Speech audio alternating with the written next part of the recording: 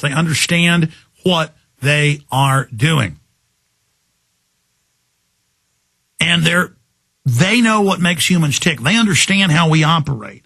And they are just cold-bloodedly doing that. We have to realize that 99.99% of us are in the same boat together against the globalist. We have to understand that we're all together as humanity against a few thousand global controllers. I'm going to go ahead and skip. John, should have given you a heads up. I'm going to skip this network break right now. So we're going to fade the music down because I don't know how long we've got him. And we've got Congressman Ron Paul with us. I apologize to the stations, but this is a network break. So we are taking this network break with Congressman Ron Paul. He's voting today, about to have to run on the floor. And so he's having to come on a bit early. Congressman, great to have you on with us here, sir. Good, Alex. Good to be with you again. Good to have you here. Gallup poll shows that now a majority of Americans would abolish the Federal Reserve if they could, according to CNBC.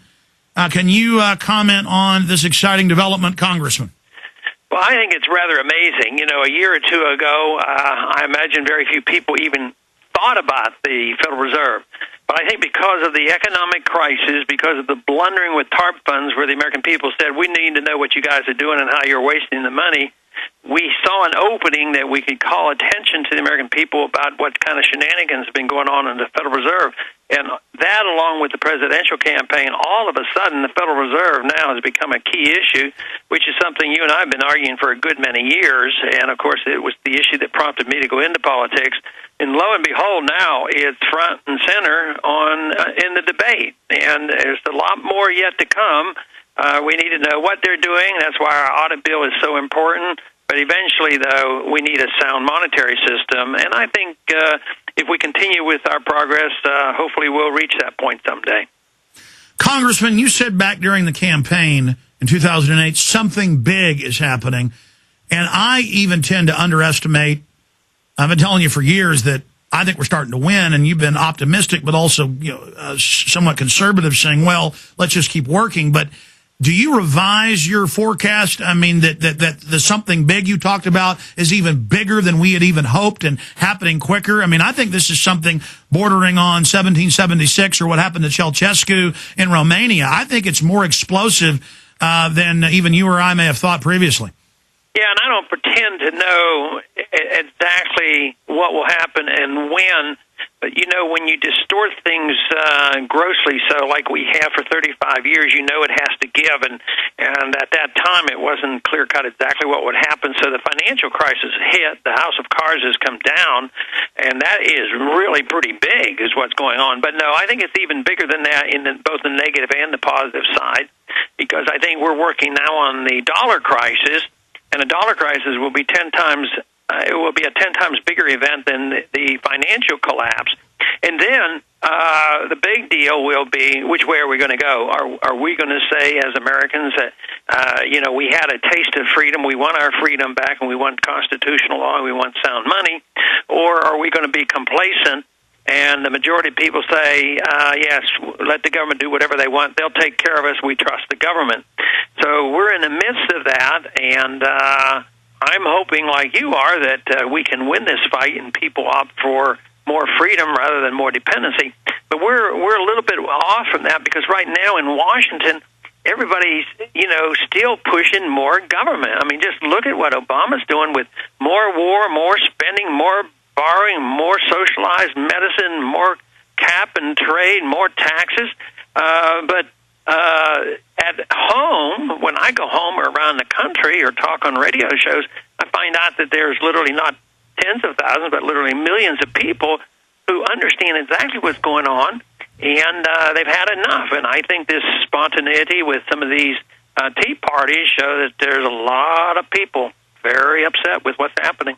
Well, yes, sir. We've gone in the last year from the media laughing at anti-Federal Reserve movement and the anti-globalist movement to now openly on the news every night. They're saying they're scared. The establishment is openly up there on their parapets, the control left-right paradigm, admitting that this movement is like a bushfire set in the minds of men. As Thomas Jefferson said, I mentioned the poll, the scientific poll, there's Gallups and others showing that below 50% for the Federal Reserve now and growing. Obama and his approval rating now the lowest of any modern president at this point, 6 months in to office. It just looks like government on every front is in free fall unless you're pro-liberty, libertarian like yourself, and your numbers are just going off the chart. Infowars.com numbers. My radio show is being picked up by more and more stations. This show is exploding. Every other indicator is liberty is rising. Tyranny is still juggernauting forward, but losing momentum as they drive through their agenda. Can you comment on this? I think one of the best symbols of what you're talking about is the fact that the Fed feels so much on the defense, they send the chairman of the Federal Reserve Board out to hold town hall meetings.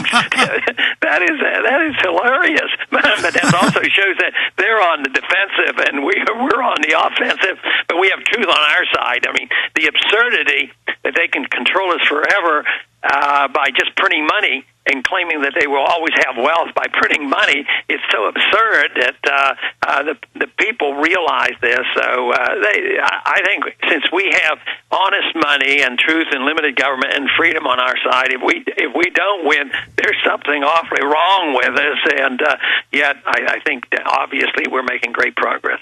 Well, I think knowing we can win and historically having some victories, that is always what leads to the victory. Having right on your side, having history, common sense, free market, and then having victories and seeing that we can actually go up against these people. It's very exciting. I mean, the fight is just now starting. I'm not saying it's easy, but I think the momentum's starting to shift. Sir, you've talked a lot previously about stage crises, Gulf of Tonkin type events. They're now green lighting. Biden and others saying, yeah, we will support Israel. They have a right to hit Iran.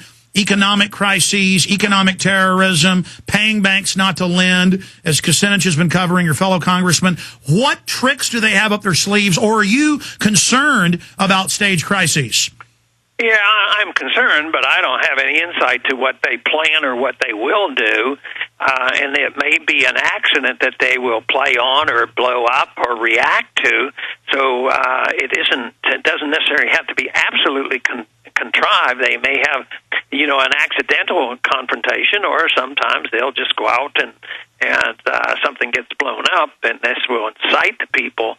But I don't have any immediate insights, but I'm always on the alert and vigilant because because we're so vulnerable, we're so much involved around the world. All kinds of things could break loose, and overnight the political and the economic environment could change rather quickly. Well, it's like Rahm Emanuel said to the Wall Street Journal.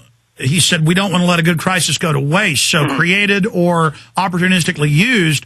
What about the economic terrorism? Back in October, they said, give us unlimited power in the banking or there's going to be a depression, and the stock market plunged 777 points. Is that not economic terrorism? Yeah, it is. And if it doesn't have enough fear and put enough fear in the heart of the people, they'll create the fear because people succumb and they give up their liberties when they're very fearful. So that's what we have to convince the people that they should not be doing, is sacrificing their liberties for their security.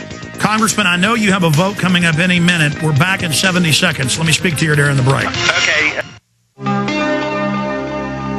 Thank you for listening to GCN. Be sure to visit GCNlive.com today.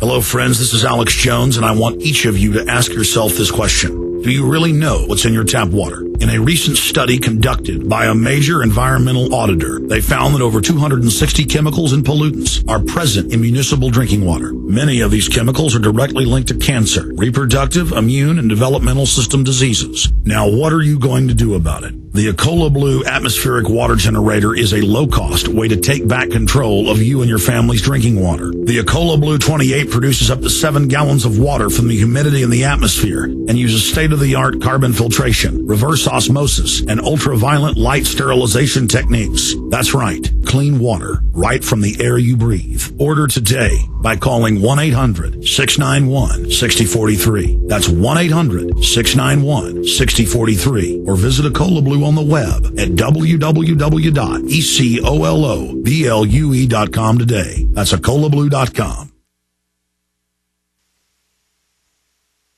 Waging war on corruption. Alex Jones on the GCN Radio Network.